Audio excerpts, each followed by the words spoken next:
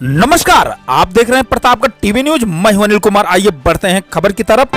न्याय न मिलने से नाराज वृद्ध तहसील में किया हंगामा, बैठा धरने पर। प्रतापगढ़ के पट्टी तहसील आसपुर देसरा न्याय न मिलने से नाराज अधेड़ तहसील में जमकर हंगामा किया। एडीएम के समझाने के बाद वह धरना समाप्त किया। आसपुर देसरा थाना क्षेत्र के कुटिया गांव निवासी जितेंद्र सिंह का आरोप है कि वह 10 से 15 वर्षों तक बाहर रहा।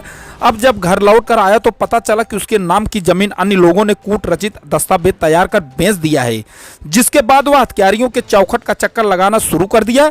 जब उसे कहीं से न्याय नहीं मिलने के आसार नजर आए तो शनिवार को पट्टी तहसील पहुंच सर्वप्रथम वह तहसील परिसर में एक पेड़ पर चढ़कर आत्महत्या का प्रयास किया। अधिवक्ताओं की सतर्कता के चलते वह इस कार्य में सफल तो नहीं रहा।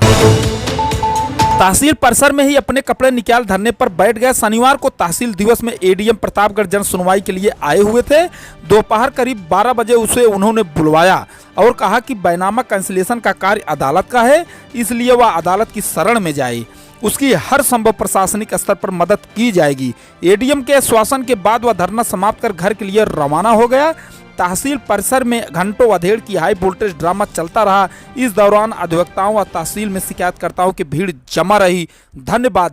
क्या नाम है आपका? जितेंद्र कुमार सिंह। पिता का? छोटकाऊ सिंह। गांव कौन सा है? कोटिया तहसील पट्टी। अभी इस समय तहसील परिसर में आप अर्धनग्न हाँ, अवस्था मैं में इसी अवस्था में अपने घर से निकला हूँ, आया हूँ। क्या मामला है, क्या है? मामला ये है कि हमारी जमीन गलत तरीके से एक आदमी ने बैनामा करा दी। हाँ, मेरे ही गांव का, मेरे ही पड़ोस का, खास मेरे ही परिवार में समझो खानदान का आदमी है। हाँ, और करा करके उसे सारी चीज पता थी। करा करके और वो मैं चला गया सन्यास में। 15-20 साल में सन्यासी में रहा। वापिस लौट के आया हूँ तो यहाँ पता चला कि तुम्हारी सब जमीन तो अगले ने कब्जा किया है।